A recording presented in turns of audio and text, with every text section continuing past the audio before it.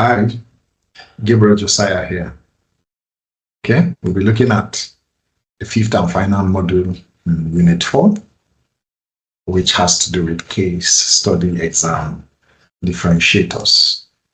Okay, so let me share my screen and let's look at this last module very briefly while we round up this chapter.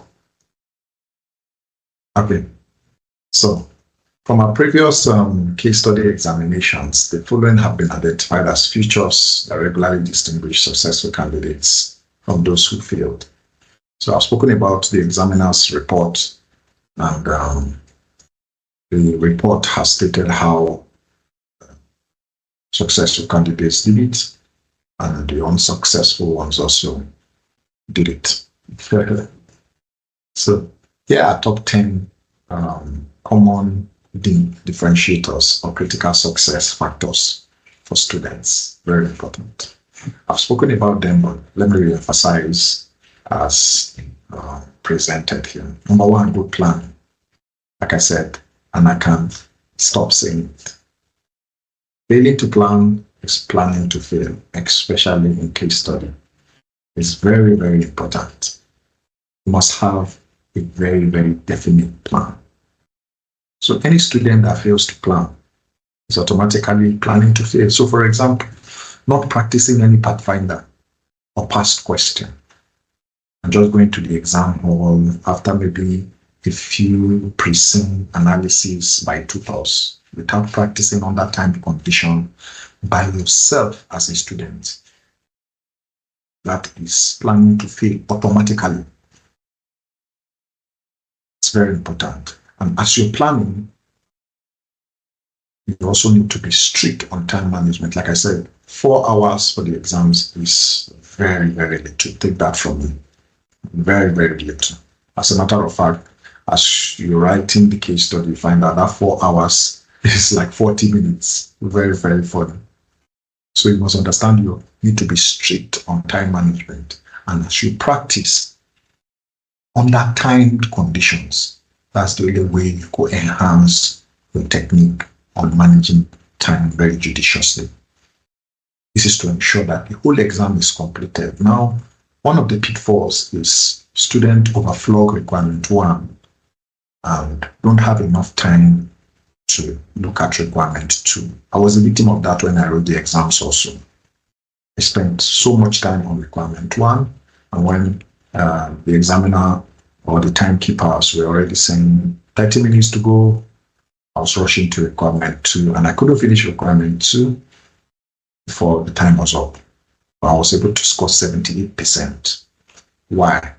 Because even though my time management planning was not apportioned well for requirement 1 and 2, I was still able to give the requirements some attention.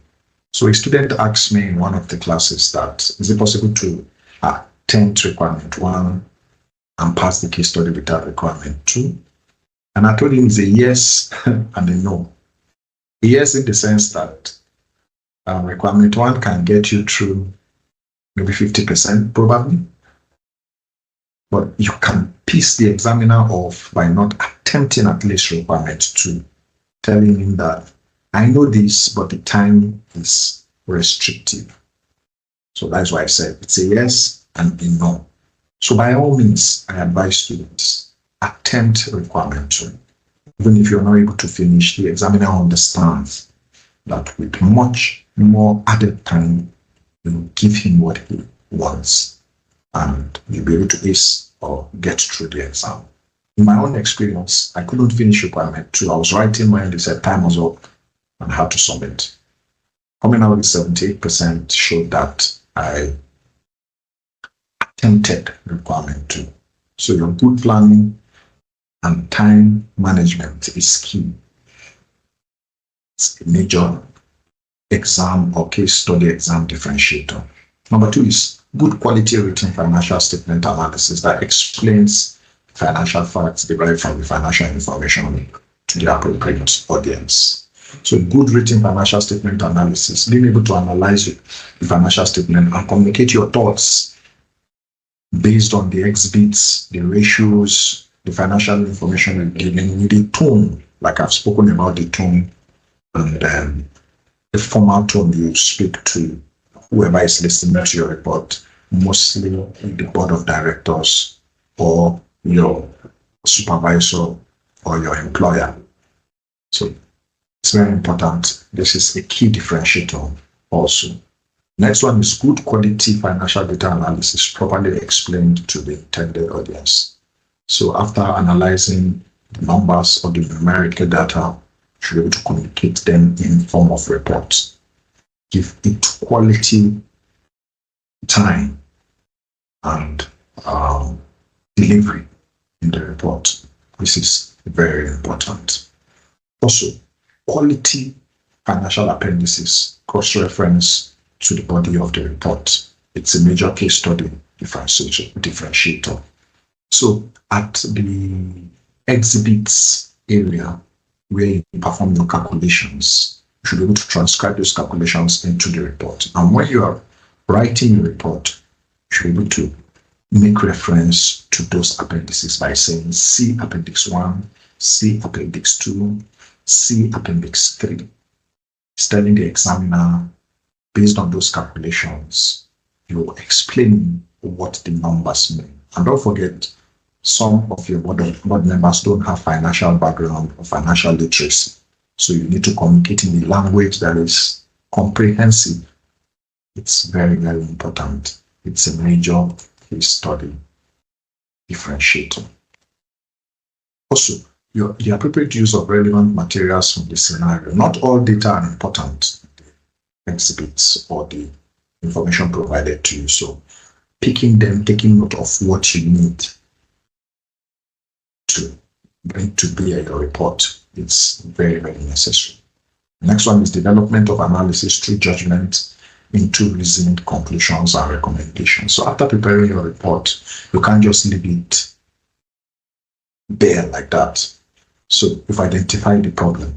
What is the solution? So after you've developed the body of the report, which you'll be looking at later, you have about 6 layers to be able to speak on or write your report on. You should be able to conclude on those 6 layers succinctly.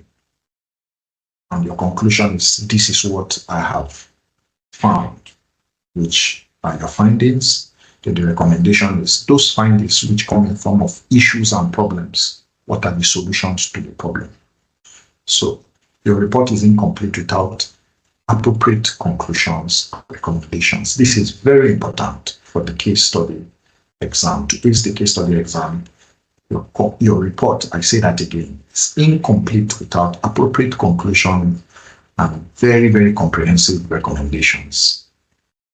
Take note of that, please. All right. Also, an absence of irrelevant materials and answers to a non-existent question. So, where you have irrelevant materials in the exhibits, they don't address any questions in the requirement, ignore them. Ignore them. So make sure you are tailoring your answers towards the requirement of the examiner. That is key.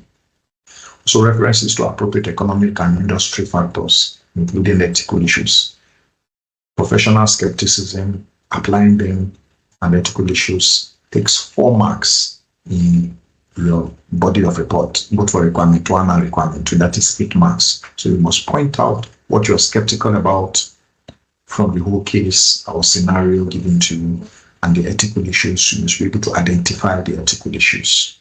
They will not come out or come to bear directly, or a header for ethical issues. You should be able to identify them from the case.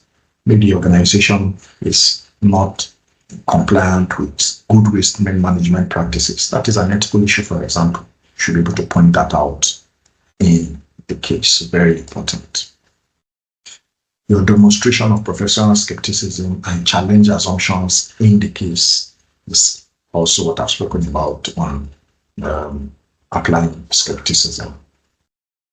Applying common sense to ensure your proposals are reasonable is also very important. So some outrageous ideas or assumptions could be challenged because common sense tells you this is achievable, this is not achievable. You should be able to bring that to bear and explain to your client what you're communicating. Okay, and that will be the end of chapter 1. It's actually a long journey. We've overflowed the issue on chapter 1, and this is to help us have a good foundation. A solid foundation helps the building. Every building sticks or rests on the foundation laid. So we've laid the foundation, which will take time on several modules, several units to explain, and this will help us build up on the remaining chapters. So thank you for following through. Thank you for listening. Thank you for taking notes. And I will see you in the next chapter, which is chapter 2. And chapter 2 is on financial statements analysis. So we'll break them into modules, break them into units, so that the chunk of the case study material will be understood in bits. One good thing about the video is you can play them back. As you're reading, you don't understand, you play it back, and this will help you understand the subject very, very graphically. Thank you very much, and bye for now. See you in chapter 2.